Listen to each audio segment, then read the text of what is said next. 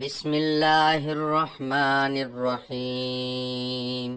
جب کوئی انسان استغفر اللہ کہتا ہے تو اس کے جواب میں اللہ کیا فرماتے ہیں؟ استغفر اللہ پڑھتے وقت بندے کے ساتھ کیا ہوتا ہے؟ کہیں آپ یہ غلطی تو نہیں کرتے؟ حضرت محمد صلی اللہ علیہ وسلم نے فرمایا، فرمان مصطفیٰ صلی اللہ علیہ وآلہ وسلم ہے، خدا کی قسم میں دن میں 70 سے زیادہ مرتبہ اللہ سے استغفار کرتا ہوں اور اس کی بارگاہ میں توبہ کرتا ہوں۔ بہت سارے لوگوں کی زبان پر استغفر اللہ کے الفاظ ہوا کرتے ہیں۔ کوئی غلط بات ہوئی تو انہوں نے استغفر اللہ پڑھا تو لوگ استغفر اللہ کہنے کے عادی ہو جاتے ہیں۔ استغفر اللہ کا مطلب ہے کہ اے اللہ تو ہمیں بخش دے۔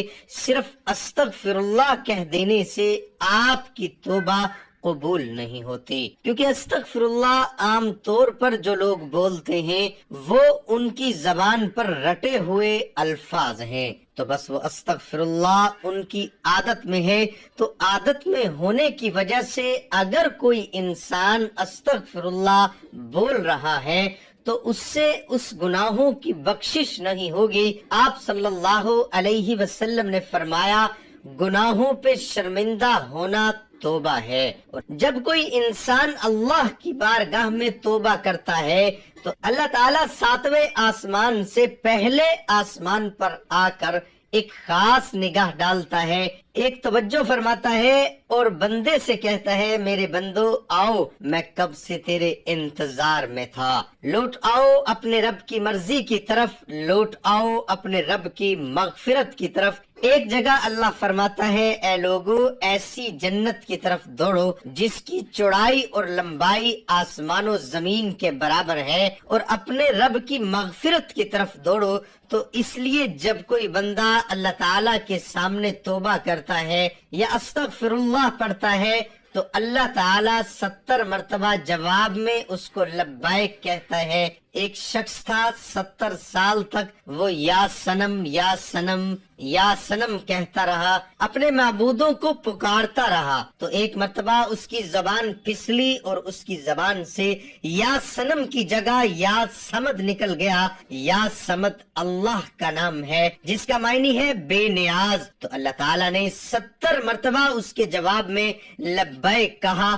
ایک روایت میں آتا ہے کہ 70,000 دفعہ اللہ تعالیٰ نے لبیک کہا، یعنی اے میرے بندے تیرا رب حاضر ہے، کیا چاہتا ہے تو فرشتے نے کہا کہ مولا یہ بندہ تجھے نہیں پکار رہا ہے، یہ تو یا سنم کر رہا تھا، دھوکے سے اس کی زبان سے تیرا نام نکلا، بلکہ یہ تو تجھے جانتا ہی نہیں ہے، یہ تو ساری زندگی یا سنم کرتا رہا۔ تو اللہ تعالیٰ نے فرمایا کہ اے فرشتوں خاموش ہو جاؤ، اور فرمایا کہ مجھے معلوم ہے کہ یہ مجھے نہیں پکار رہا، لیکن دھوکے سے ہی صحیح، لیکن اس نے اپنے معبود حقیقی کو پکارا تو ہے۔ اگر میں نے بھی اس کے سوال پر اس کو جواب نہ دیا تو پھر مجھ میں اور ان میں کیا فرق رہے گا؟ جس کو یہ 70 سال سے پکار رہا ہے، کوئی بندہ دھوکے سے بھی رب کو پکارتا ہے تو اللہ تعالیٰ اس کے لیے ثواب بھی لکھتا ہے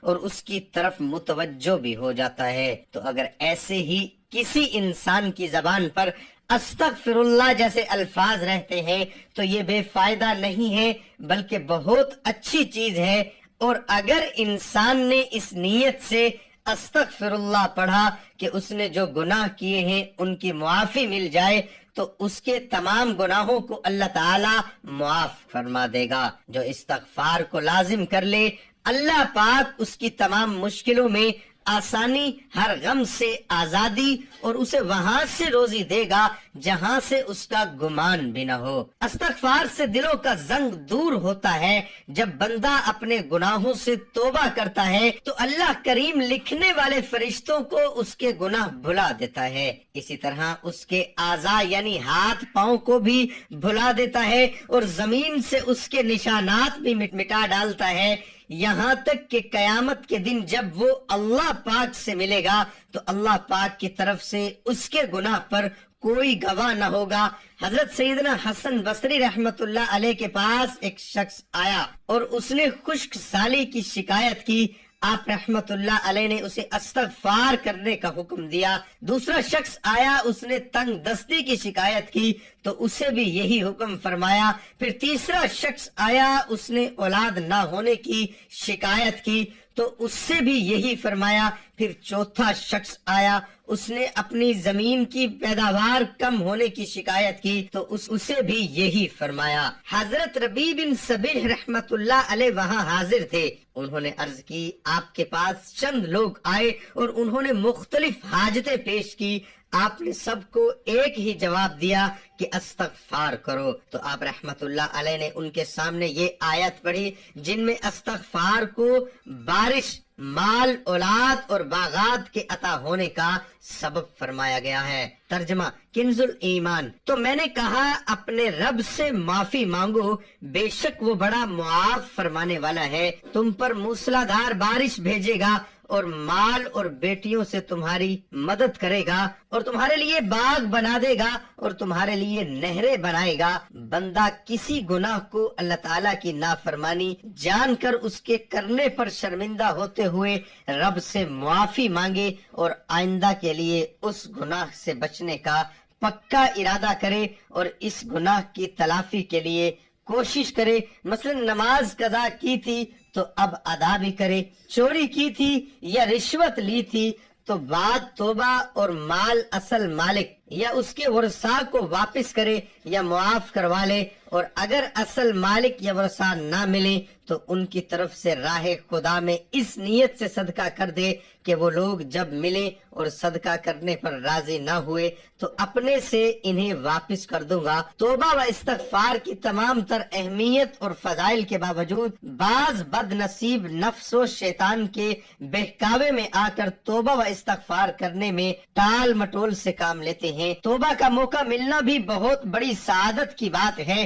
بہت سے لوگوں کو توبہ کا موقع بھی نہیں ملتا اور وہ بغیر توبہ کیے اس دائرہ فانی سے چلے جاتے ہیں. موت کا کوئی بھروسہ نہیں, اس لیے ہمیں بھی بکثرت توبہ و استغفار کرنی چاہیے. قرآن مجید میں ارشاد باری تعالیٰ ہے کہ اللہ استغفار کرنے والے پر رحم کی بارش کرتا ہے اور ان کی طاقت میں اضافہ فرماتا ہے. اللہ رب العزت قرآن مجید میں ایک جگہ فرماتے ہیں کہ اور میں نوح علیہ السلام نے اپنی قوم سے کہا اپنے رب سے اپنے گناہ بخشواؤ اور معافی مانگو, وہ یقیناً بڑا بخشنے والا ہے اور تم پر آسمان کو خوب برستا ہوا چھوڑ دے گا اور تمہیں خوب پے در پے مال اور اولاد میں ترقی دے گا اور تمہیں باغات دے گا اور تمہارے لیے نہریں نکال دے گا. استغفار اللہ کی خوشنودی کا سب سے بڑا ذریعہ ہے.